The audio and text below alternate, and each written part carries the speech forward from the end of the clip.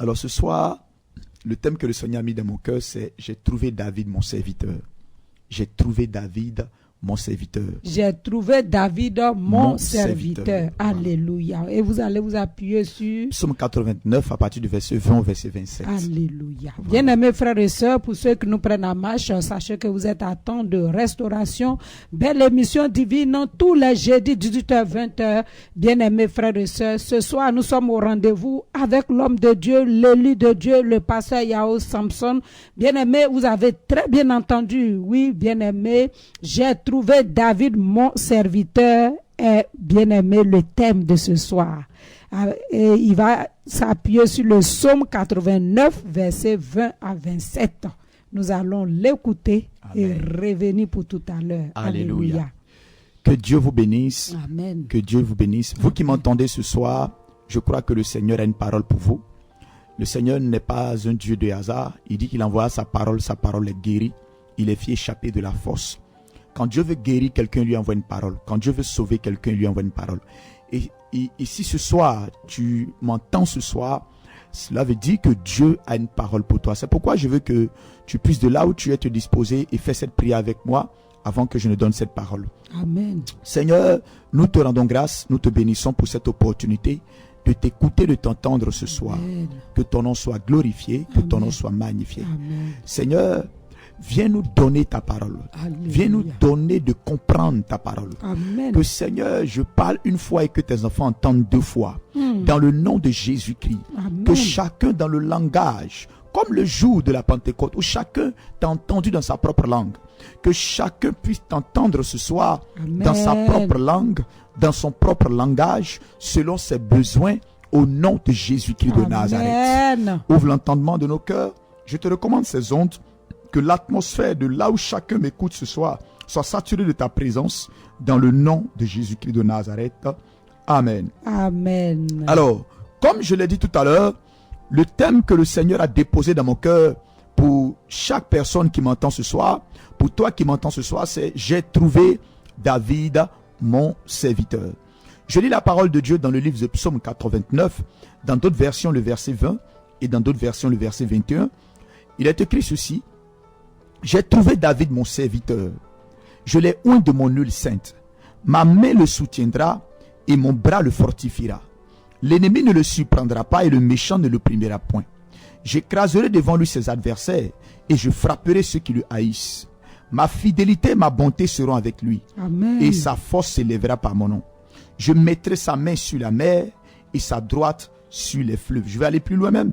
Il dit, lui il m'invoquera, tu es mon Père, mon Dieu est mon rocher, et le rocher de mon salut. Amen. Et moi, je ferai de lui le premier-né, le plus élevé des rois de la terre. Alléluia. Alléluia. Alors, c'est un message, ce psaume 89 a été écrit par un personnage qui s'appelle Ethan Lezrachit, qui est un personnage, un chantre, n'est-ce pas, qui a vécu du temps de David. Et cet homme-là, ayant été chantre, ayant côtoyé David, a vu, n'est-ce pas, les particularités de la vie de David. Voyez-vous, bien-aimés dans le Seigneur, lorsque Dieu vous met auprès de quelqu'un, lorsque Dieu vous met auprès d'une personne qui est élevée, une personne qui a des qualités, une personne qui a des grâces excellentes, c'est afin que vous puissiez l'observer et voir, n'est-ce pas, tirer les leçons de sa vie. Et cet homme-là, n'est-ce pas, a observé David et dans lui-même, sa relation avec Dieu, dans son adoration, dans ses questionnements vis-à-vis du Seigneur, le Seigneur lui a parlé de la vie de cette personne.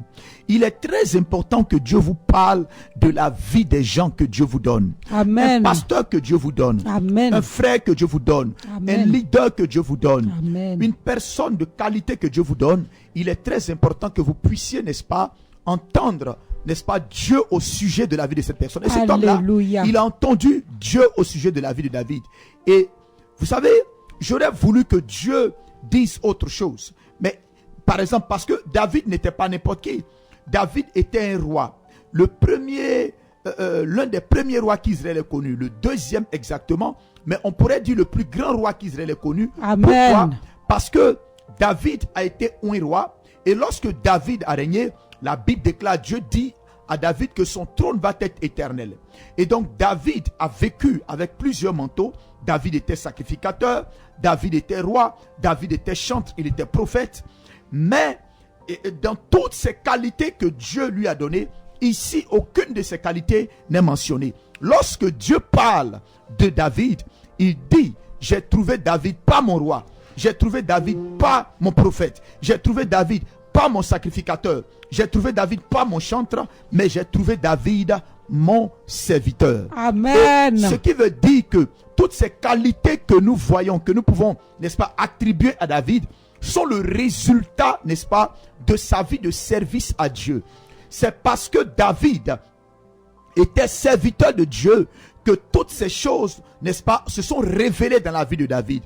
C'est parce que David, nous les hommes, on peut voir David en disant que c'était un grand roi. Oh, nous chantons cette chanson, David était un grand roi, il s'est levé pour danser. Donc, nous voyons David comme un grand roi. Nous voyons David comme un prophète parce qu'il prophétise aussi la venue du Messie. Amen. Nous voyons David comme un chanteur excellent par les psaumes, n'est-ce pas, qu'il a composés. Mais, ce qui a valu à David, toutes ces qualités-là, toutes ces bénédictions-là, toutes ces grâces-là, c'est que David était serviteur de Dieu. Amen. Bien aimé, cela veut dire que il est très important de pouvoir comprendre la notion du fait d'être serviteur de Dieu. Parce que le problème, c'est que nous voulons la royauté. Chacun dans son domaine où Dieu l'a appelé, il veut régner. D'autres veulent devenir de grands prophètes. D'autres veulent devenir de grandes femmes d'affaires. D'autres veulent devenir, n'est-ce pas, des personnes élevées, des députés, des maires, des ministres en Christ. Ce sont de bonnes aspirations. Ce sont de bonnes visions. Mais ce qui a valu à David d'être roi, un roi dont le trône n'a pas, n'est-ce pas, n'a pas été arraché. Un roi dont le trône est devenu éternel. Jusqu'à ce que Jésus-Christ vienne s'asseoir sur son trône. La Bible nous mentionne dans ce passage que ce qui lui a valu cela. Cet homme-là, lui, l'a vécu avec David. Les autres ont vu David comme roi. Cet homme-là, de par sa proximité, a vu une autre perspective que Dieu, n'est-ce pas, lui a révélée. C'est que David était un serviteur de Dieu. Amen. Et donc, c'est la notion, la posture, la statue, n'est-ce pas, de serviteur de Dieu qui a donné à David toutes les autres grâces qui se sont manifestées dans sa vie. Amen. Alors, il est donc important de savoir c'est quoi un serviteur de Dieu. La Bible déclare que David était serviteur. J'ai trouvé David mon serviteur. C'est qui un serviteur? Un serviteur, c'est celui qui se dévoue, n'est-ce pas, avec attachement à une cause, à un individu. Donc, un serviteur, c'est celui qui se dévoue avec attachement à une cause, à un individu. C'est celui qui se soumet volontairement à l'agenda de quelqu'un d'autre. C'est celui qui se soumet volontairement à une vision, qui s'y attache, qui y sacrifie. C'est cela un serviteur. Un serviteur, c'est celui simplement qui vit pour exécuter, n'est-ce pas, la volonté de quelqu'un d'autre. Il sert la cause de quelqu'un d'autre. C'est cela un serviteur.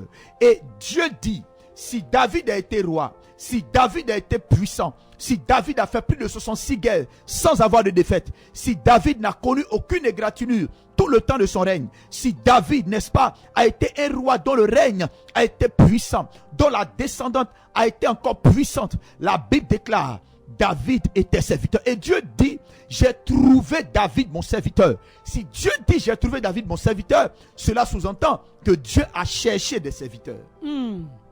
Alléluia. Des fois, Dieu trouve des prophètes, mais il ne trouve pas des serviteurs. Des fois, Dieu trouve des prédicateurs, mais il ne trouve pas de serviteurs. Des fois, Dieu trouve des chantres, mais il ne trouve pas de serviteurs. Plusieurs sont des chantres, mais ils ne sont pas serviteurs de Dieu. Plusieurs sont des prédicateurs, mais ils ne sont pas serviteurs de Dieu. Plusieurs sont des prophètes, des évangélistes, mais ils ne sont pas serviteurs de Dieu. Pourquoi? Parce qu'ils font leur propre volonté. Parce qu'ils font ce qui leur, n'est-ce pas, ce qui leur plaît. Or, le serviteur, c'est celui qui par essence répond aux besoins de quelqu'un d'autre. Amen. Dieu a cherché un serviteur, il n'a pas trouvé de serviteur. C'est pourquoi la Bible déclare, j'ai trouvé David, mon serviteur. Mais pour la bonne histoire, la petite histoire, c'est que du moment au moment où Dieu arrive, n'est-ce pas, à localiser David comme roi pour le oindre, il y avait déjà quelqu'un qui était sur le trône. Celui-là était un roi. Il s'appelait Saül.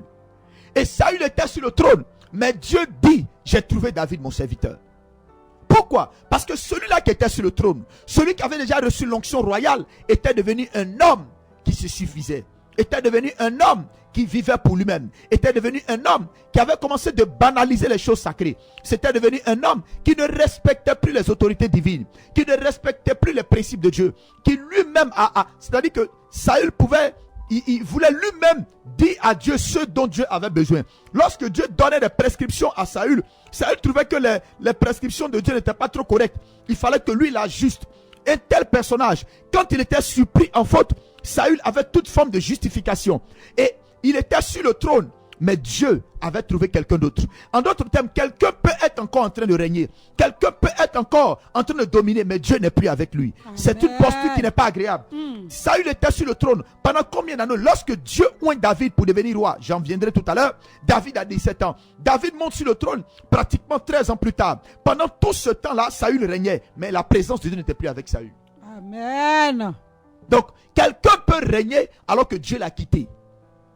Dieu dit, j'ai trouvé David. Il avait rejeté Saül. Donc, bien-aimé dans le Seigneur, à chaque fois que tu vis pour toi-même, à chaque fois que tu penses vouloir, n'est-ce pas, faire les choses qui te plaisent, et que tu vis pour toi-même, tu vas être disqualifié. Tu vas être disqualifié. Tu vas être disqualifié. David a été trouvé serviteur. Et lorsqu'il a été trouvé serviteur, beaucoup de choses ont changé dans sa vie. En d'autres termes, ce que Dieu attend de toi et moi, toi qui m'entends ce soir, toi qui veux voyager, toi qui veux te marier, toi qui veux avoir de l'argent, toi qui veux entreprendre et prospérer, tu trouves que rien ne bouge dans ta vie, toi qui veux juste, n'est-ce pas, être libéré des oppressions sataniques qui t'entourent. Bien-aimé dans le Seigneur, quelle est la suite de ce que tu cherches? Quelle est la vision que tu as derrière? Quel est l'objectif que tu as derrière? Tu veux juste prospérer pour pouvoir vivre la vie qui te plaît. Tu veux juste avoir de l'argent pour voyager, faire tout ce que tu veux. Pourquoi pas même commencer de chercher les femmes que tu draguais qui n'acceptaient pas à cause de ton statut financier? Peut-être pourquoi est-ce que tu veux toutes ces choses? Mais, bien-aimé dans le Seigneur, tu dois comprendre que pour que quelqu'un puisse régner durablement avec Dieu, il faut que cette personne-là soit une personne qui sert Dieu. Alléluia. Tu veux peut-être de l'argent parce que tu es frustré dans la vie, parce que tu penses que d'autres personnes te frustrent. Tu veux peut-être un enfant parce que peut-être comme Anne, tu as des rivales qui te frustrent. Tu as des gens qui parlent. Non, ces choses-là n'intéressent pas Dieu. Dieu veut ta prospérité, mais pas à n'importe quel prix. Dieu veut que tu aies un enfant, mais pas à n'importe quel prix. Le jour où Anne a compris qu'elle voulait un enfant juste pour fermer la bouche de sa rivale, juste pour que sa rivale arrête de la mortifier. Cet intérêt et ces prières de Anne, Dieu les a regardées, mais Dieu n'a pas réagi. Mais le jour où Anne a dit, Seigneur, je te livre mes entrailles. Le jour où tu me donnes un premier enfant, un mâle, moi je te donne cet enfant. En d'autres termes, Anne venait de dire à Dieu, je ne veux plus un enfant pour que, n'est-ce pas, ma rivale arrête de parler. Mais je veux que tu te serves de mes entrailles comme une couveuse. Je veux devenir une mère porteuse d'un prophète. Je veux devenir une mère porteuse pour, n'est-ce pas, pour toi. Afin que si tu as un enfant que tu veux envoyer sur la terre, un serviteur que tu veux envoyer sur la terre, je vais être, n'est-ce pas, la mère porteuse de cet enfant-là. La Bible déclare, à partir de cette prière, Dieu a exaucé Anne. En d'autres termes, en réalité, ce qui se passait, c'est que Anne cherchait à avoir un enfant, n'est-ce pas, pour que sa rivale arrête de parler sur elle. Mais Dieu avait besoin d'un prophète pour remplacer le sacrificateur Élie. Alléluia. Et donc, Anne, le jour où Anne a dit, si tu me donnes un enfant, je vais te le donner pour qu'il te serve. Les frustrations de Anne ont pris fin. Amen. Beaucoup de personnes ont des frustrations qui ne prennent pas fin parce qu'elles ne pensent qu'à elles seules. Elles ne veulent pas servir Dieu. Elles ne veulent pas servir Dieu. Elles veulent juste leur argent pour elles-mêmes.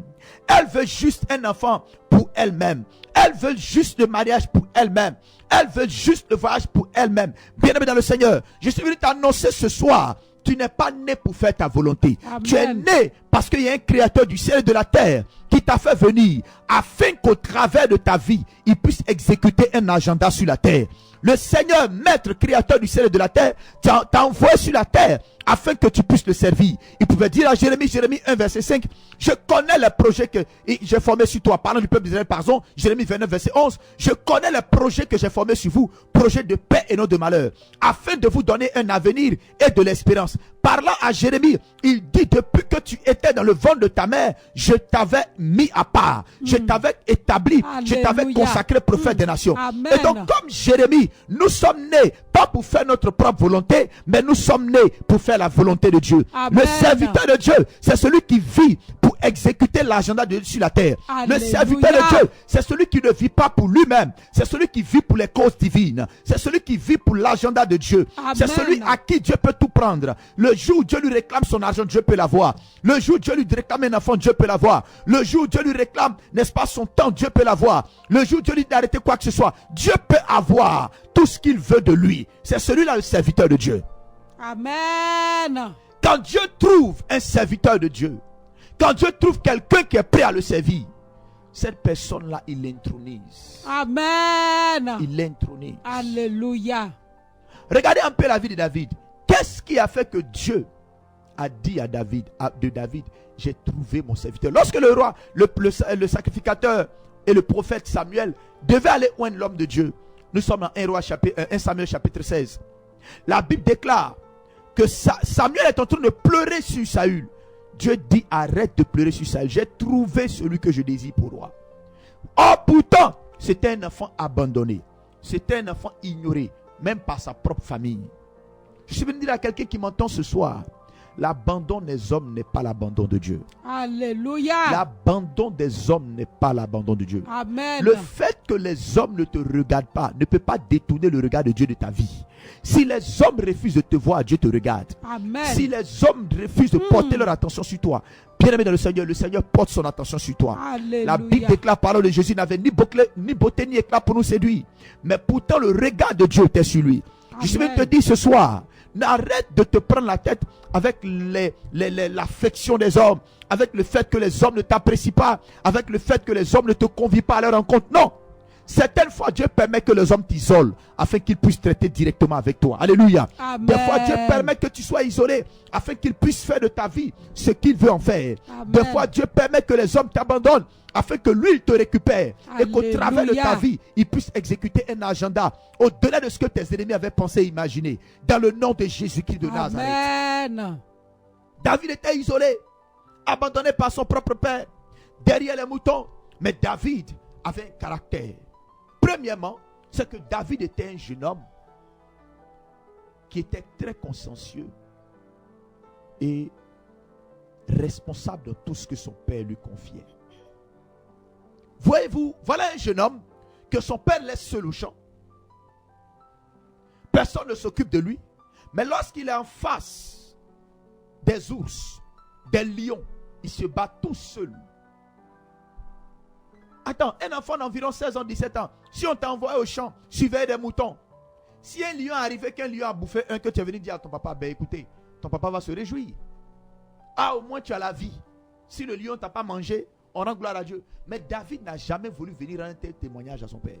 Pour lui dire non, écoute papa, aujourd'hui il y a un lion qui est venu, il en a bouffé un. Non, David se battait comme un homme. Amen. Au prix de sa vie, David était un jeune homme responsable. Amen.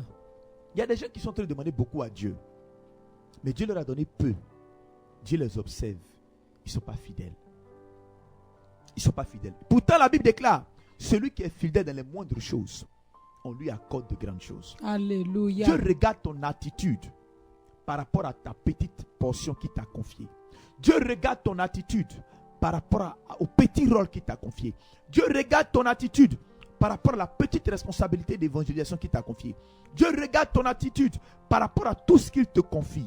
Car pendant que le regard de son père n'était pas porté sur lui, le regard de Dieu était porté sur lui. Amen. Et cette responsabilité, ce sens de la responsabilité a qualifié David au regard de Dieu. Même pas au regard de son père, mais au regard de Dieu. Je vais dire à quelqu'un qui m'entend ce soir et qui fait quelque chose pour Dieu, dans le secret, tu as l'impression que les hommes ne te voient pas. Tu as l'impression que personne ne t'apprécie. Tu as l'impression peut-être même que ton pasteur ne t'apprécie pas. Je suis venu te dire ce matin, ce soir, Dieu t'apprécie. Alléluia. Amen. Et à cause de ta fidélité, Dieu va bientôt t'honorer au nom de Jésus-Christ. Alléluia. David était serviteur. Il n'était pas que serviteur. Il était un bon serviteur. Un fidèle serviteur. Un homme qui faisait le service de Dieu, le service que son père lui confiait avec bonté de cœur, pas avec tricherie. Il était bon de cœur. Il le faisait en toute responsabilité. Alléluia. Amen. Et David était un jeune homme qui était obéissant à son père.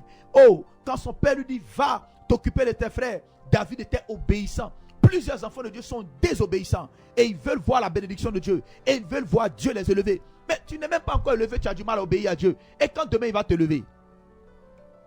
Et quand demain il va te lever? Et quand demain il va te promouvoir au travail? Et quand demain il va te faire de toi une personne de renommée? Est-ce qu'il pourra encore te reprendre? Frère, sœur, tu es désobéissant. C'est-à-dire que dans les petites choses que Dieu te demande, jeûne, tu ne jeûnes pas. Prie, tu ne pries pas. Il faut arrêter de boire, tu n'arrêtes pas. Je veux que chaque jour, à 5 heures, tu te lèves me prier. Tu ne pries pas. Il n'y a rien que Dieu te demande, en fait, que tu arrives à faire sans te justifier. Rien. Tu n'es pas obéissant. Et Dieu te regarde, Dieu a mal. Est-ce que Dieu peut te confier de grandes choses? C'est en obéissant à son Père, peut-être même contre son gré, que David a rencontré la royauté. Souvent, en obéissant à Dieu dans les petites choses, on rencontre les grandes choses qu'on cherche. Amen. Je répète, souvent en obéissant à Dieu dans les petites choses, c'est là qu'on rencontre les grandes choses. Alléluia. David était un petit homme, un jeune homme, serviteur, bon et fidèle serviteur. Il a été honoré. Et la Bible déclare, quelles ont été les conséquences de la vie de service? Je veux dire à quelqu'un, arrête d'être un boss. Arrête d'être un roi. Arrête d'être un pasteur. Arrête d'être un prédicateur. Sois serviteur de Dieu. Alléluia. Et je répète, le serviteur, c'est celui qui fait la volonté de son maître. Amen. Le serviteur, c'est celui qui fait la volonté de son maître. La Bible déclare, Matthieu chapitre 7, plusieurs viendront en disant, n'avons-nous pas fait des miracles en ton nom? N'avons-nous pas prophétisé en ton nom? N'avons-nous pas chassé des démons en ton nom? Il leur dira, arrière de moi, ouvrier d'iniquité. Pourquoi? Ils n'ont pas fait la volonté du Père. Le serviteur, c'est celui qui fait la volonté de quelqu'un d'autre. C'est celui qui ne fait pas sa propre volonté. Et parce que David était un serviteur, il dit, j'ai trouvé David mon serviteur. Qu'est-ce qui se passe? Je relis le verset 20. Je l'ai oint de mon huile sainte. Gloire soit rendue à Dieu. J'ai trouvé David mon serviteur. Je l'ai oint de mon huile sainte. Amen.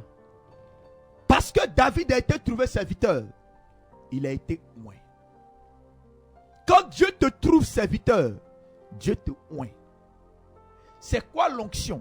L'onction est une capacité surnaturelle que Dieu donne afin d'accomplir l'agenda qu'il a pour notre destinée. L'onction est une capacité surnaturelle que Dieu donne à ceux qui l'appellent afin que ceux-là puissent exécuter l'agenda de Dieu dans leur vie. Amen. Quand Dieu te trouve serviteur, Dieu te oint. Alléluia. Quand Dieu te trouve serviteur, Dieu te oint. Amen. Il te oint de son huile sainte. Et quand Dieu te oint, ta vie n'est plus la même. Amen. Quand Dieu te oint, les choses changent dans ta vie. Amen. Quand Dieu te oint, ce qui est difficile pour les autres devient facile. Alléluia. Quand Dieu te donne son onction, Dieu facilite les choses. L'onction protège. L'onction garde. L'onction distingue. L'onction rend fort. L'onction établit. Quand Dieu te oint, il y a une nouvelle dimension de sagesse qui vient en toi. Amen. Quand Dieu te oint, il y a une nouvelle dimension d'intelligence qui t'est communiquée. Quand Dieu te oint, tes yeux s'ouvrent de façon surnaturelle. Quand Dieu te oint, tu deviens une personne mise à part. Ce qui touche les autres ne te touche pas. Ce qui frappe les autres ne te frappe pas. L'onction a une vertu protectrice. L'onction a une vertu protectrice. L'onction te préserve. L'onction te garde de tout danger. L'onction te donne la protection divine. Quand tu es oint, tu deviens un homme distingué. Quand tu es oint, tu reçois une énergie, un courage surnaturel. Écoutez-moi très bien. La Bible déclare qu'arrivé sur le champ de bataille, pendant que Goliath parlait et que les autres soldats de son peuple reculaient, la Bible déclare que David, il a dit, qui est cet incirconcis qui insulte le Dieu du vivant? Bien aimé, l'onction rend rebelle. Rebelle contre tout ce qui ne glorifie pas Dieu. Rebelle contre tout ordre qui est contraire à l'ordre divin. Et la Bible déclare, David étant oint aller vers Goliath avec vigueur, en courant. Le fait que tu sois un homme toujours peureux, c'est un indicateur que tu n'es pas loin. Le fait que tu es toujours découragé en pleurs, c'est un signe qu'il te manque l'onction. Le fait que tu es toujours apeuré par toute situation, c'est un signe qu'il te manque l'onction. Je suis venu prier pour toi ce soir. Tu seras loin au nom de Jésus-Christ. D'ici la fin de ce moment, cette peur bizarre, cette peur étrange qui t'habite de jour comme de nuit, qui t'empêche de réaliser les choses que tu veux faire. Tu as du potentiel, tu as des qualités, mais il te manque le courage, mais tu n'as pas l'énergie, tu n'as pas la force, parce qu'il te manque l'onction. Après ce temps de prière, l'onction va venir sur toi au nom de Jésus-Christ. Et la force que David a eue pour courir vers Goliath, tu vas courir vers les obstacles au nom de Jésus. Parce qu'en réalité, un homme qui est loin ne grandit pas par la facilité, il grandit par les obstacles. Amen. Les obstacles viennent devant loin afin que l'onction qui est sur lui se manifeste. Les obstacles viennent devant loin afin que l'onction qu'il a reçue puisse trouver une occasion de s'exprimer. Je suis venu dire à quelqu'un qui m'entend ce soir, après ce temps de prière, tu vas courir vers tes obstacles au nom de Jésus. Tu vas courir vers les obstacles au nom de Jésus. Amen. Et tu vas les surmonter. Alléluia. Et être propulsé à une dimension supérieure. Alléluia. Au nom de Jésus-Christ de Nazareth. Amen. David a été loin parce qu'il était serviteur. Le service donne l'onction. Amen. L'onction te donne d'opérer avec un niveau de sagesse supérieur. Alléluia. C'est ce qui est arrivé à Salomon. Salomon a été loin. Après cela, qu'est-ce qui s'est passé? Salomon opérait dans un niveau de sagesse, dans un niveau d'intelligence que personne n'avait jamais eu avant lui. L'onction apporte la guérison. Amen. L'onction libère des oppressions. Yes. Il dit, l'Esprit du Seigneur est sur moi parce qu'il m'a oint pour annoncer une bonne nouvelle aux pauvres. L'onction éloigne l'esprit de pauvreté. Pour annoncer une bonne nouvelle aux pauvres. Il dit, pour rendre libre les opprimés. Quand tu es oint, tu es libéré de la captivité de la famille au nom de Jésus. Alléluia. Quand tu es oint, ce qui a limité les autres membres de ta famille ne te limite pas au nom de Jésus. Amen. Oh, la vie de David, sa maison n'avait pas de lignée royale. Il n'était pas d'une lignée royale. Mais l'onction a fait sortir David. Et elle a étendu les limites de sa famille. Je déclare ce soir, tu vas étendre les limites de ta maison au nom de Jésus. Tu vas étendre les limites de ta famille au nom de Jésus. Par l'onction de Dieu qui va venir sur toi. Quand l'onction vient, tu reçois une force surnaturelle, je l'ai déjà dit. Un courage divin. Tu es libéré des oppressions. C'est cela que fait l'onction. Il dit, je l'ai loin de mon huile sainte. Tu as besoin de l'onction. Toi qui m'entends ce soir, qui as besoin de l'onction de Dieu sur ta vie. Alléluia. Qui as besoin que l'onction devienne sur toi. Parce que tu te sens faible. Parce que tu te sens diminué. Parce que tu te sens abaissé. Je prie pour toi ce soir. Au nom de Jésus-Christ, que le feu de Dieu te remplisse. Amen. À nouveau, que ta flamme s'allume. Dans le nom de Jésus-Christ de Nazareth. Je l'ai oint de mon huile sainte. Et Dieu dit quoi? Quand tu es serviteur de Dieu, il dit, ma main le soutiendra. Mon bras le fortifiera. Alléluia. Quand tu sers Dieu, Dieu te soutient. Amen.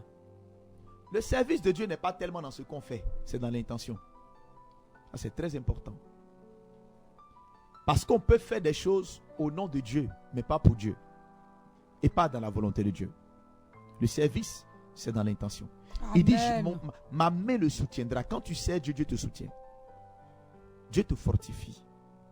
Si toujours tu manques de soutien, des fois, c'est un signe que tu n'es pas en train de servir Dieu. Quand tu sers Dieu, Dieu te soutient. De façon surnaturelle, par des mains surnaturelles, Dieu te soutient. L'un des indicateurs du fait que quelqu'un est en train de servir Dieu, ce sont les soutiens qu'il reçoit. Amen. Ce sont les soutiens qu'il reçoit. Ce sont les soutiens qu'il reçoit. Ma main le soutiendra. Mon bras le fortifiera. Il dit, l'ennemi ne le surprendra pas. Quand tu es un homme oint qui sert correctement Dieu, ce qui se passe, c'est que Dieu te révèle les plans de tes ennemis avant même que leur plan arrive. Dieu te révèle les plans de tes ennemis. Avant que leurs plans ne s'exécutent, Dieu te les révèle. Alléluia. Pendant qu'ils sont dans leur chambre en train de consulter, pendant qu'ils sont dans leur chambre en train de conspirer, Dieu te révèle ce qu'il planifie. Amen. Il dit, l'ennemi ne le surprendra pas. Il dit, j'écraserai devant lui ses adversaires. Mais c'est ce que David a vécu. Goliath a été écrasé devant lui. Je frapperai ceux qui le haïssent. Quand tu sais Dieu, Dieu frappe ceux qui te haïssent. Amen. Il dit, ma fidélité, ma bonté seront avec lui. Alléluia. La fidélité de Dieu, c'est le caractère de Dieu qui consiste à demeurer ferme avec nous, même dans nos moments de défi. Il dit, ma main le fortifiera. Il dit, ma fidélité, ma bonté seront avec lui. Quand Dieu te manifeste sa bonté, ça change beaucoup de choses. Amen, amen, amen. Quand Dieu manifeste sa bonté à quelqu'un, ça change beaucoup de choses. Alléluia. Ça change ton statut. Ça change tes réalités. Ça change tes réalités. Le soutien de Dieu, la bonté de Dieu change beaucoup de choses dans la vie. Amen, amen, amen. Dieu dit, si tu peux seulement livrer ta vie pour le servir, il va te soutenir. Amen. Il va te manifester sa bonté. Alléluia. Il va te manifester sa fidélité. Amen. Il dit, je mettrai sa main sur la mer et sa droite sur les fleuves. En d'autres termes, je vais t'élargir. Je vais t'élargir. Tes limites actuelles vont être brisées. Comme il pouvait le dire en Ésaïe, il dit, élargis l'espace de ta tente. Il dit, quand tu te mets à le servir, il brise les limites. Amen. Il étend tes limites. Au nom de Jésus-Christ. Il dit, il m'invoquera. Tu es mon Père, mon Dieu, le rocher de mon salut. Et moi, je ferai de lui le premier-né, le plus élevé des rois de la terre. Alléluia. Alléluia. Amen. Alléluia. Amen. Je suis venu dire à quelqu'un qui m'entend ce soir, tu dois prendre une décision. Tu dois prendre une décision. Je dois prendre une décision. Il dit, je rendrai sa postérité éternelle et son trône comme les jours des cieux. Ça veut dire que lorsque quelqu'un s'engage à servir correctement Dieu, Dieu lui donne une bénédiction générationnelle. Alléluia. Notre Dieu est un Dieu d'alliance. Amen. Et Amen. l'alliance est une question de sang. Ça veut dire que même quand toi tu t'en vas, l'alliance continue de parler. Amen. Si tu peux te livrer à Dieu, toi qui m'entends ce soir, le Seigneur va faire de toi un homme béni et il va bénir ta descendance après toi. Dans le nom de Jésus. Les peines que tu as souffert, tes enfants, les enfants de tes enfants ne vont pas souffrir ces peines. Amen. Dans le nom de Jésus-Christ. La grâce de Dieu va venir sur toi. Amen. Parce que tu es à son service. Alléluia. Alléluia. Amen. Alléluia. Amen. J'ai trouvé David mon serviteur. Alléluia. J'ai trouvé David mon serviteur. Alléluia. Et David, je vous rappelle, c'était un petit berger. Quand il a accepté cette posture de serviteur, son statut a changé. Amen. Je veux dire à quelqu'un qui m'entend, le Seigneur m'a envoyé te dire, tu dois arrêter de vivre pour toi-même. Tu dois chercher à le servir. Alléluia. Est-ce que je veux dire que tu dois devenir pasteur? Non. Servir Dieu, ce n'est pas seulement être pasteur. Servir Dieu, c'est vivre dans le but de le glorifier. C'est ce qu'on appelle servir Dieu. Amen. Servir Dieu, c'est faire tout pour la gloire de Dieu. Servir Dieu, c'est répondre à son appel dans le domaine particulier dans lequel il t'appelle. Servir Dieu, c'est faire ce à quoi Dieu t'appelle. Nous autres, nous sommes appelés à être pasteurs, prédicateurs. Mais toi, peut-être que Dieu t'appelle à travailler dans une entreprise et être une bénédiction pour ta communauté. C'est un service. Quand Dieu peut t'utiliser pour financer des croisades d'évangélisation, tu es en train de servir Dieu. Quand Dieu peut t'utiliser pour nourrir la veuve et l'orphelin, tu es en train de servir Dieu. Quand Dieu peut t'utiliser pour permettre à des personnes qui sont malades de payer leurs soins à l'hôpital, tu es en train de servir Dieu. Mais souvent quand on regarde tes requêtes, il n'y a pas tout ça dedans. C'est toi, tu es l'alpha et l'oméga dans tes prières. Tes prières commencent par bénis-moi, ça finit par bénis-moi. Il n'y a aucune prière qui va dans le sens de l'exaucement du bien-être des autres. Parce que Dieu ne le voit pas. Dieu ne le voit pas. Quand Dieu dit sers-moi, mais tu ne peux pas donner quoi que ce soit à manger à Dieu. Dieu va envoyer des hommes devant toi qui seront affamés. Il va envoyer des hommes devant toi qui seront dans le besoin. C'est en servant ces personnes, en étant une bénédiction pour ces personnes, que tu seras un serviteur de Dieu. Amen. Tu ne pourras jamais voir Dieu pour lui donner à manger. Un jour, Jésus a dit, au dernier jour, il va mettre d'autres à sa gauche et d'autres à sa droite. Ceux qu'il va mettre à sa droite, ce sont ceux, n'est-ce pas, pour qui, ce sont des personnes qui, lorsqu'il a eu faim, ces personnes lui ont donné à manger. Quand il a eu soif, ces personnes lui ont donné à boire. Quand il était nu, ces personnes lui ont donné des vêtements. Quand il n'avait pas de logement, ces personnes l'ont logé. Et ceux qui va mettre à gauche, ce sont ceux qui n'auront tout simplement pas fait toutes ces choses. Et les gens lui ont demandé, mais Seigneur, quand est-ce qu'on t'a vu et on ne t'a pas donné à manger? Quand est-ce qu'on t'a vu avoir soif et on ne t'a pas donné à boire? Où est-ce qu'on t'a vu nu et puis on ne t'a pas donné des habits? Quand est-ce que tu as dit que tu n'as pas de logement et qu'on ne t'a pas logé? Il dit, à chaque fois que vous faites cela pour l'un de mes enfants, c'est à moi que vous le faites. Alléluia. Donc, quand on parle de servir Dieu, tu ne pourras pas, n'est-ce pas, donner à manger à Dieu. Tu ne pourras pas donner de l'argent à Dieu.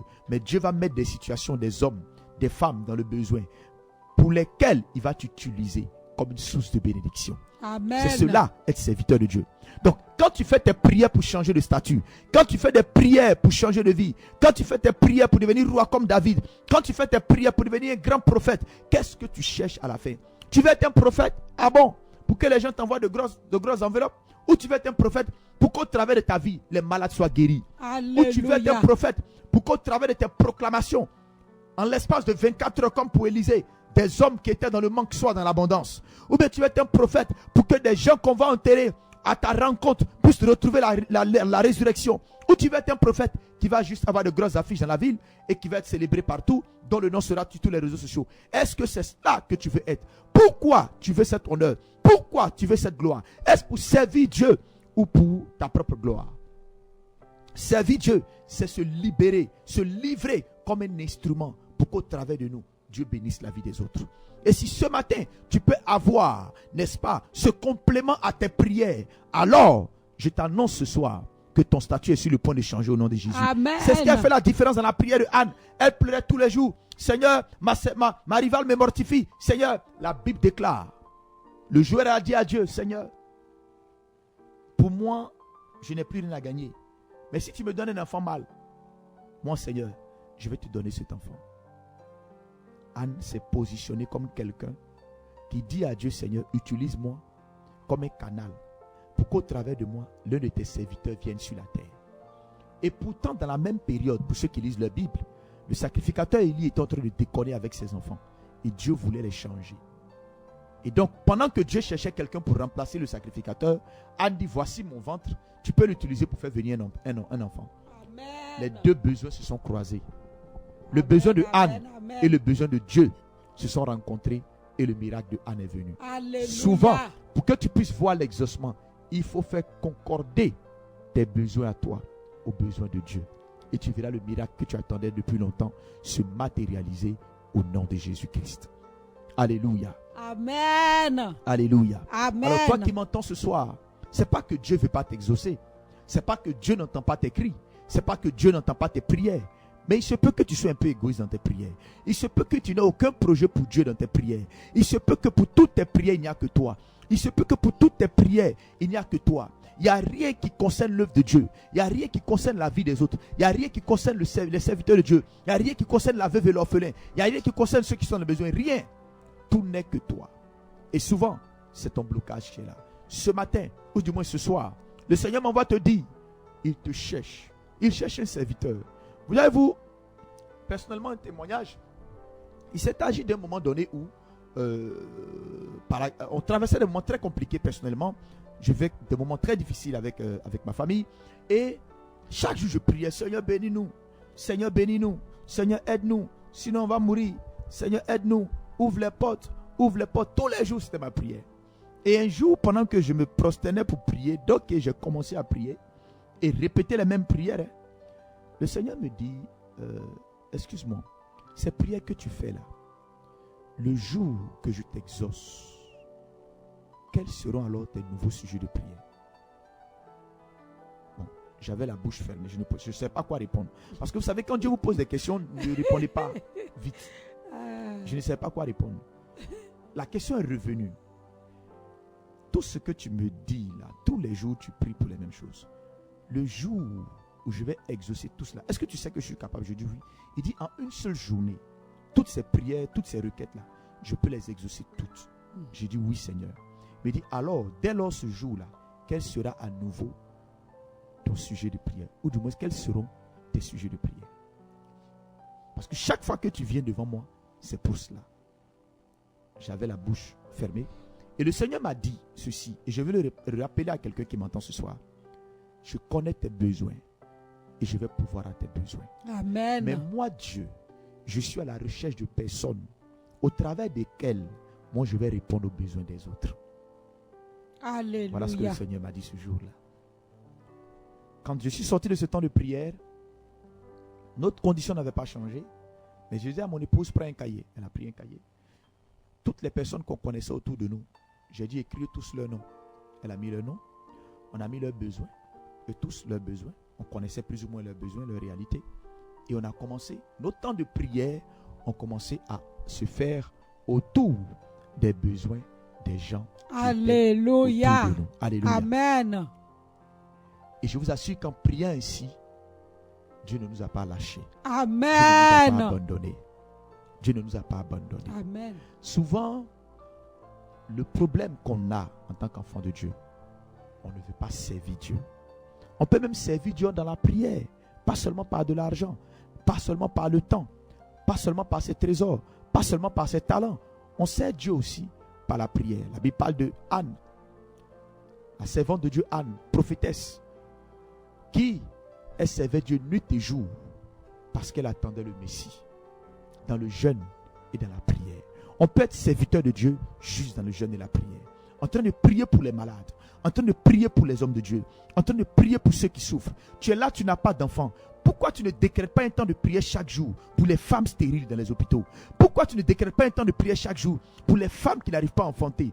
Toi, ton foyer est troublé. Tu es toujours ton mari, non, il est ceci. Pourquoi tu ne décrètes pas un temps de prière chaque jour pour les femmes qui ont des foyers difficiles, pour les femmes qui sont frappées dans leur foyer? Pourquoi tu dis que tu es malade? Tu veux que Dieu te guérisse? Oui. Pourquoi tout un jour, tu ne décrètes pas de temps de prière chaque jour pour ceux qui sont malades dans les hôpitaux? Oh, tu dis que tu veux que Dieu visite ta famille parce que tu as des difficultés financières, tu as des difficultés dans la maison. Pourquoi tu ne décrètes pas de temps de prière pour les familles en difficulté, pour les familles qui sont dans la rue, pour les familles qui n'arrivent pas à avoir de logement, pour les familles qui n'arrivent pas à payer leur loyer? Pourquoi tu n'existes pas de temps de prière pour cela? Mais en réalité, tu te dis quoi? Moi-même, je n'ai pas encore fini de régler pour moi. Je ne peux pas prier pour quelqu'un. D'ailleurs, même tous ceux que je connais autour de moi, ils paient le loyer. Non. Tu as un certain niveau un peu plus bas de l'intercession. Si tu montes, le niveau supérieur de l'intercession, c'est quand tu arrives à prier pour les gens que tu ne connais même pas. Amen. Yes. Mais tu sais que ce genre de situation existe. Même si tu ne connais pas quelqu'un personnellement autour de toi. Mais tu sais qu'il y a des foyers qui sont troublés. Tu sais qu'il y a des personnes qui ont des foyers menacés. Comme le tien. Prends un temps de prière. Prie pour ces personnes. Prie. Tu sais qu'il y a des personnes qui vivent autant d'épreuves. Comme toi. Mais prie pour ces personnes. Tu sais qu'il y a des gens qui aujourd'hui n'ont pas encore arrivé. Les enfants au début de la rentrée. Par exemple. Ça nous arrive de le faire. Prier pour des parents qui ne sont pas encore arrivés à inscrire leurs enfants. Mais tu dois te mettre en prière. Pendant que tu n'as même pas encore commencé à inscrire tes propres enfants, pendant que tu cherches comment inscrire tes enfants, mais souviens-toi, peut-être qu'il y a 1000 parents dans ce cas. Seigneur, souviens-toi de tous les parents qui ont des difficultés pour inscrire leurs enfants et prie pour sa personne. Tu es en train de servir Dieu. Alléluia. Et pendant que tu es en train de le servir sur l'autel de la prière, il va te visiter de façon surnaturelle au nom de Jésus-Christ. De façon surnaturelle. Ton besoin sera pourvu. Amen. Ton besoin sera pourvu. Tu seras surpris. Dieu ne peut pas commencer par bénir les gens pour qui tu es en train de prier, pour que Dieu les aide à scolariser les enfants et toi, tes enfants ne vont pas aller à l'école. Non, ce n'est pas possible. Ce n'est pas possible. Mais souvent, on est tellement concentré sur nous-mêmes. On n'est pas disposé à ce que Dieu nous utilise. Et on se prive de certaines grâces, de certaines gloires. Il y a une onction que Dieu veut te donner, frère. Amen. Il y a une grâce que Dieu veut faire venir sur ta vie. Amen. Mais il faut que tu puisses faire ce que Dieu te demande de faire. Dieu t'a parlé de quelque chose qu'il veut que tu fasses dans sa maison. Ne donne pas d'argument, obéis. Alléluia. Ne donne pas de prétexte, obéis. Amen. C'est ton Dieu. Et je suis convaincu, il fera au-delà de ce que tu peux penser et imaginer. Alléluia. Dans toute l'imagination de David, son père allait peut-être lui confier ses moutons. Donc il allait devenir chef berger. Dans toute l'imagination de David. Mais quand Dieu a récupéré David, Dieu a fait de lui un roi. Amen. Il a été celui par qui Dieu a donné un nom à sa famille. Alléluia. Au travers de toi, Dieu va donner un nom à ta famille au nom de Jésus-Christ. Par la puissance du Saint-Esprit. Amen. Si tu peux seulement te disposer pour le servir. Amen. Être un instrument entre ses mains. Et c'est le sens même de la vie. Parce qu'en réalité, aucun arbre ne mange ses propres fruits. Aucun. C'est la période des mangues. Tout à l'heure en venant ici, j'ai vu beaucoup de mangues étalées là. Ces mangues-là, d'autres qui viennent de Bundiali peut-être, d'autres viennent de Wangolodougou, d'autres viennent de... c'est-à-dire que l'arbre qui les a produits, n'en a pas goûté. Mais ces mangues-là sont ici à Benjaville, on va en manger. C'est ça l'essence de la vie. La vie. Aucun arbre ne mange ses propres fruits. Les arbres produisent les fruits, mais ils n'en goûtent même pas. Ils en donnent aux autres. Et le fait qu'ils en donnent leur donne une renommée. Si tu ne vis que pour toi seul, tu es un échec. Quels que soient tes milliards, si tu ne vis que pour toi, tu es un échec. Car la grandeur dans le royaume, ce n'est pas ce que nous emmagasinons, c'est ce que nous sommes capables de donner pour le royaume. C'est ce que nous sommes capables de donner aux autres au nom de Dieu. C'est ce qui nous fait grandir dans le royaume. C'est pas on n'est pas grand dans le royaume parce qu'on amasse. On est grand dans le royaume parce qu'on est capable de donner. Alléluia. La vie, c'est le service. Si tu peux servir Dieu, rien ne te manquera au nom de Jésus-Christ. Que Dieu bénisse ta vie, toi qui m'entends ce soir. Amen. Que Dieu bénisse tes activités, toi qui m'entends ce soir. Alléluia. Je vois quelqu'un, Dieu a ouvert ton esprit pendant que je parlais. Amen. Dieu a ouvert ton esprit pendant que je parlais. Dieu a parlé à ton cœur pendant que je parlais. Il y a des choses que tu as arrêté de faire. Amen. Dieu t'a parlé pendant que je parlais. Pendant que je prêchais, Dieu t'a parlé. Tu as entendu la voix de Dieu dans ton cœur. C'est le temps pour toi de te relever. C'est le temps pour toi de remettre les choses en place. Amen. C'est le temps pour toi de refaire les choses pour lesquelles il t'appelle.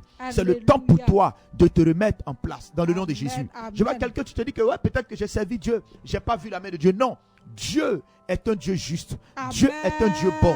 Relève-toi, remets-toi à son service, entends sa voix, obéis à sa voix. Pendant que tu vas le faire, il va faire au-delà de ce que tu peux penser et imaginer. Dans le nom de Jésus. Amen. Je ne sais pas de quelle maladie tu souffres, mais le Seigneur m'envoie te dire ce soir, il est ton Dieu, il est ton guérisseur. Il va te libérer au nom de Jésus. Il va te libérer au nom de Jésus. Il va te libérer au nom de Jésus. Amen, je vois un homme ce soir, tu as un problème au niveau de ta prostate. Le Seigneur m'envoie te dire ce soir, tu pourras appeler tout à l'heure. Le Seigneur m'envoie te dire il va te libérer au nom de Jésus. Il faut te repentir sincèrement, c'est tout ce qu'il te demande. Il faut te repentir sérieusement. Il faut te repentir correctement. Il est le Dieu qui te guérit. Il va te guérir au nom de Jésus. Il va te guérir au nom de Jésus. Amen. Le Seigneur m'envoie dire à une femme qui m'entend ce soir, arrête de promener les regards inquiets. Il est le Dieu qui te garde. Il est le Dieu qui te tient dans le creux de ses mains. Amen. Il va te bénir. Alléluia. Il va te visiter. Amen. Il va te visiter. Amen. Mais entends sa voix. Sois disposé et disponible. Amen. Pour faire ce qu'il attend de toi. Pour faire ce qu'il attend de toi. Et lui, l'Éternel, à qui appartiennent les cieux et la terre, il prendra soin de ta vie au nom de Jésus. Amen. Tu te préoccupes pour tes enfants. Je vois une femme qui te préoccupe pour tes enfants. Tu as de grosses préoccupations concernant, n'est-ce pas, la vie de tes enfants. Le Seigneur me dit, reste sur l'autel de la prière. Amen. Reste sur l'autel de la prière. Il va s'en occuper. Alléluia. Au nom de Jésus. Il va s'en occuper. Alléluia. Au nom de Jésus. Amen. Sur l'autel de la prière, il va prendre soin de tes enfants. Oh, regardez. Dieu a parlé à Ismaël, à la mère d'Ismaël, Agar, pendant qu'Abraham n'était pas là. Pourquoi? L'alliance d'Abraham a parlé même quand Abraham n'était pas là. Et un ange est apparu pour sauver la vie d'Ismaël qui était mourant, qui allait mourir, n'est-ce pas, de soif. Dieu m'envoie me dire ce soir à une femme, il va prendre soin de tes enfants. Amen. Reste sur l'autel pour le servir. Amen. Les anges de ton service vont aller et prendre soin de tes enfants au-delà de ce que tu peux penser, imaginer au nom de Jésus-Christ. Alléluia. Je prie pour toi qui m'entends ce soir. Amen. Quel que soit là où tu te trouves. Amen. Quel que soit là où tu te trouves. Quel que soit là où tu te trouves. Le Saint-Esprit, n'est-ce pas, me projette. Quel que soit là où tu te trouves. Amen. Au nom de Jésus-Christ. Son onction te visite. Amen. Sa présence te visite. Amen. Au nom de Jésus. Amen. Écoute, tu sais que Dieu te cherche, mais tu te caches. Tu sais que Dieu te cherche, mais tu trouves des arguments. Le Seigneur m'envoie te dire, si seulement tu peux te laisser trouver, il va te visiter, il va te guérir, il va te restaurer, il va te rétablir dans le nom de Jésus-Christ de Nazareth. Dans le nom de Jésus-Christ de Nazareth. Dans le nom de Jésus-Christ de Nazareth. Amen. Dans le nom de Jésus-Christ de Nazareth. Amen. Dans le nom de Jésus-Christ de Nazareth. Amen. Dans le nom de Jésus-Christ de Nazareth. Amen. Sandrine et Sandra, le Seigneur m'envoie vous dire, il va vous visiter au nom de Jésus. Amen. Il va vous visiter au nom de Jésus. Amen. Il va vous visiter au nom de Jésus. Karabasata kabarando, shegabadiga le darabasata, rekafazia le barando, ela kabazia kerabarande, rekatala darabasata, shagabadia le barando, likabaria le baranda rabasata. Je bénis toute personne qui m'entend ce soir, dans le nom de Jésus. Amen. Je bénis toute oreille qui m'entend ce soir, dans le nom de Jésus. Amen. Toute personne qui m'écoute ce soir, je relâche la grâce de Dieu dans ta vie, dans le nom de Jésus. Et tout voile maléfique, tout voile satanique qui est en train de te détourner des promesses divines, je déchire ce soir au nom de Jésus. Amen. Que la lumière du Christ brille, que la lumière de Dieu brille, que la lumière de Dieu brille pour te guider, pour t'orienter au nom de Jésus, pour te guider, pour t'orienter au nom de Jésus, pour te guider, pour t'orienter dans le nom de Jésus. Amen. Le Seigneur te guide sur le territoire, sur les rencontres de ta bénédiction, de ta destinée. Amen. Dans le nom de Jésus-Christ, par la puissance du Saint-Esprit. Alors que ton cœur s'incline, devant sa face, il te visite, il te bénit. Amen. Dans le nom de Jésus. Je vois une personne qui veut être saisie du découragement. Le Seigneur me dit de te dire ce soir, ne sois pas découragé. Il a vu ta vie. Il a vu tes requêtes secrètes. Et il va te récompenser. La saison de la récompense. La saison de la récompense Amen. Est arrivée. La saison, oh, je vois tes larmes secrètes. Mais le Seigneur m'envoie te dire ce soir, ta saison de récompense est arrivée. Au nom de Jésus-Christ. Au nom de Jésus-Christ. Toute oppression satanique, toute oppression démoniaque, toute oppression satanique, toute oppression démoniaque autour de ta vie ce soir, je mets fin au nom de Jésus-Christ. Amen. Reçois le feu de Dieu autour de toi. Reçois le feu de Dieu dans ta vie.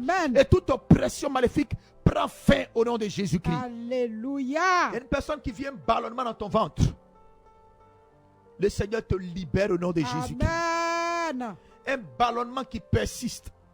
Le Seigneur te libère au nom de Jésus. Amen. Un ballonnement qui persiste. Amen. Le Seigneur te libère au nom de Jésus. Par l'onction du Saint-Esprit. Karabasata kabarande. Les brassia. Que Dieu te bénisse. Que sa grâce soit sur toi. Amen. Que sa faveur soit sur toi. Que sa bonté te soit manifestée. Que sa fidélité te soit communiquée. Dans le nom de Jésus-Christ. Que la grâce et la faveur de notre Seigneur Jésus soit avec vous. Amen. Et souvenez-vous, vous servirez l'Éternel. Il bénira votre paix. Amen. Il bénira vos eaux. Au nom de Jésus. Alléluia. Amen.